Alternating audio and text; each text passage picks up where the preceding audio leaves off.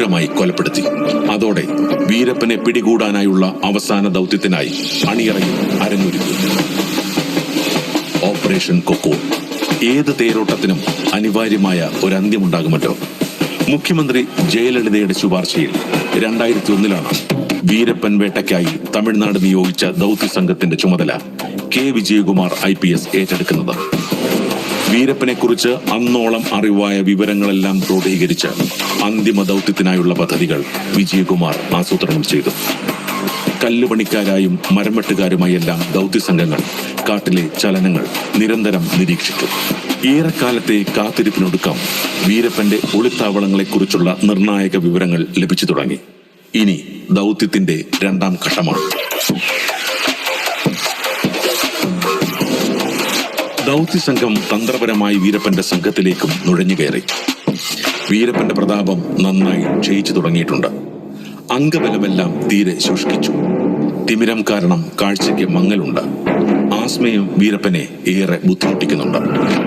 ആരോഗ്യ പ്രശ്നങ്ങൾ അലട്ടുന്ന വീരപ്പന് ചികിത്സ എത്തിക്കാമെന്ന വ്യാജേനയായി പിന്നീടുള്ള നീക്കങ്ങൾ. ധർമ്മപുരിയിലെ ആശുപത്രിയിലെത്തിയാൽ ചികിത്സ ഉറപ്പാക്കാമെന്നും ഇതിനായി സുരക്ഷിതമായ ആംബുലൻസ് അയക്കാമെന്നും നാട്ടിലുള്ള ഒരു വ്യവസായി വഴി വീരപ്പനെ അറിയിച്ചു. അന്നോളം പോലീസിനായി കെണിയൊരുക്കി വേട്ടയാടിയ വീരപ്പൻ അന്നാദ്യമായി പോലീസിന്റെ കെണിയിൽ വീണു. കാടിറങ്ങി നാട്ടിലെത്തിയ വീരപ്പനെ തിമിര ചികിത്സയ്ക്കായി ആശുപത്രിയിലേക്ക് കൊണ്ടുപോകാനായി ഒരു ആംബുലൻസ് തയ്യാറായി നിന്നു. വീരപ്പനെ ഇല്ലാതാക്കാനായി ഒരുക്കിയ ഓപ്പറേഷൻ കൊക്കൂൺ ദൗത്യത്തിലെ അംഗങ്ങളാണ് ആംബുലൻസിന്റെ ഡ്രൈവർമാരെന്നത് വീരപ്പൻ അറിഞ്ഞതേയില്ല. അതിവേഗമാണ് ആംബുലൻസ് ഓടുന്നത്. വണ്ടി പാപ്പാരപ്പെട്ടി ഗ്രാമത്തിലെത്തിയപ്പോൾ മുന്നിലിതാ ഒരു ലോറി കുറുകെ കിടക്കുന്നു. ഡ്രൈവർ ഉടൻ ബ്രേക്കിട്ട് ആംബുലൻസിനെ നിയന്ത്രിച്ചു നിർത്തി. ഉടനെ വണ്ടിയിൽ നിന്നും ചാടിയിറങ്ങി ഓടിമറഞ്ഞു. വീരപ്പന് കാര്യം പിടികിട്ടി. പിന്നെ നിശബ്ദതയുടെ കുറച്ച് നിമിഷങ്ങളാണ്. വീരപ്പ കീഴടങ്ങുക. റോഡരികിലെ കെട്ടിടത്തിൽ നിന്ന് അനൗൺസ്മെന്റ് മുഴങ്ങി. വീണ്ടും നിശബ്ദത.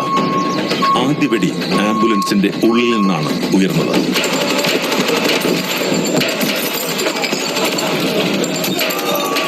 ആകെ 338 വെടിയുണ്ടകളാണ് ആംബുലൻസിലേക്ക് തുളച്ചു കയറിയത്. പതിയെ ആംബുലൻസിനടുത്തേക്ക് ചെന്ന കെ വിജയകുമാർ IPS അക്കാര്യം ഉറപ്പിച്ചു. ഹുസൈൻ മുനിസ്വാമി വീരപ്പൻ എന്ന കാട്ടുരാജാവിന്റെ കഥ ഇതാ ഇവിടെ അവസാനിച്ചു. ഒപ്പം എന്നും കൂടെ ഉണ്ടായിരുന്ന കൂട്ടാളികളായ സേത്തുകുളി ഗോവിന്ദനും ചന്ദ്രഗൌഡയും സേതുമണിയും ചലനമറ്റ് കിടക്കുന്നു.